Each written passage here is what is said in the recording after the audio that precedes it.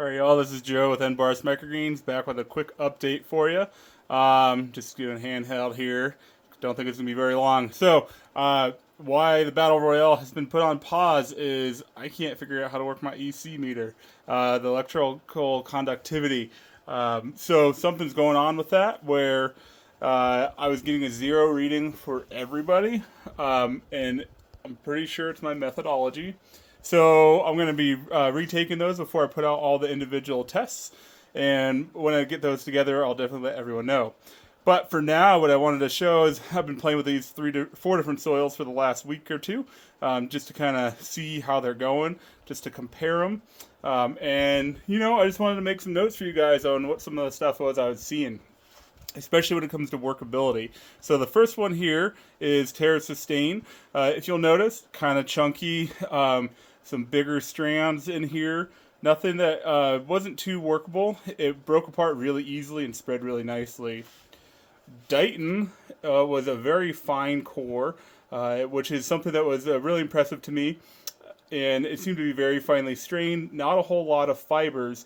One of the things I can say is, if we just look here real quick, look at the color difference. This is 2 weeks after hydration, or a week and a half after hydration.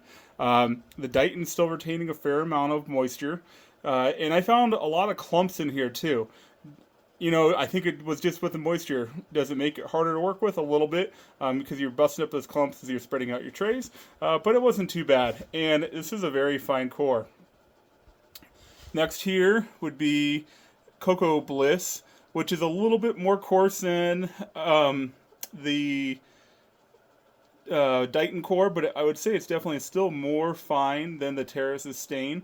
Very easy to break apart. There were no clumps as I was scooping this. It spread super nice.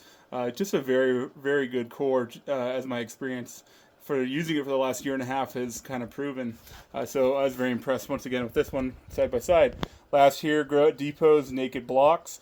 Some longer strands in here. About the same grind as Dighton, maybe a little bit kind of in between Dighton and Terra Sustain. Again, darker core, has retained a lot of moisture over time. So these are just some things to consider when you're thinking about. Just a quick update, looking at these 4 different cores, just some side-by-side comparisons.